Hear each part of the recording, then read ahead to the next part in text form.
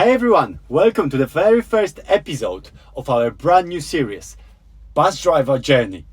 I'm Patrick Bill, and today we're going to kick off this exciting journey by talking about the very first steps of becoming a bus driver. If you've ever thought about getting behind the wheel of a bus and making a career out of it, then this series is for you.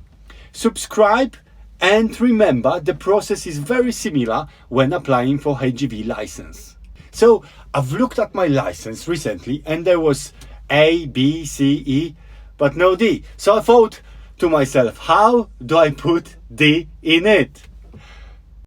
The first thing I knew I needed was my D provisional license. I did a quick check on my license through the .gov website, and guess what? It wasn't there.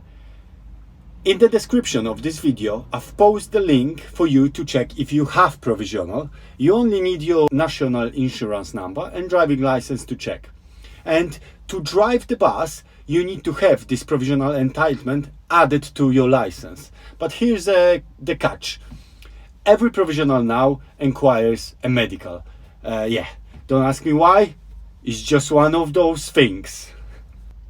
So the next step was to apply for it, but first I needed to get my medical sorted. For this I booked an appointment with Kasia at our office. She's a fantastic resource and always makes the process very smooth.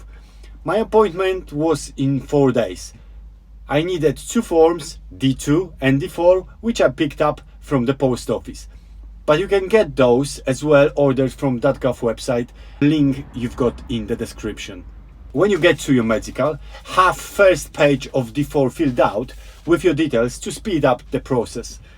Medical is pretty straightforward. You just go there, confirm your details. There's questions about your health. If you haven't got any problems, that's pretty straightforward. They will check your eyesight, so there's a board and you need to read the lines of the letters and numbers, and they take your blood pressure. And if that's all good, they will just stamp it, and that's it. Take these 2 forms, D2 and D4, into an envelope and post to the DVLA. Now let's talk about studying. Once you have your provisional license sorted, it's time to get your head into some revision. There are loads of software options out there, and it can get pretty confusing. But I know I need to cover a few key areas: multiple choice, hazard perception, and of course the CPC Module 2 for carrying passengers.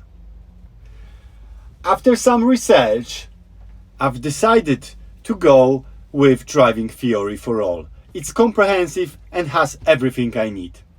I'm also getting official DVSA guide for driving buses and coaches. It's always good to have book to hand to refer to. So these are my first steps: provisional application, medical appointment and study materials all lined up. Make sure to subscribe if you want to follow along and see what happens next. We're going to go through every step of this process, from medical to the test and eventually getting that bus license in hand. Thanks for watching. See you on the road and drive safe.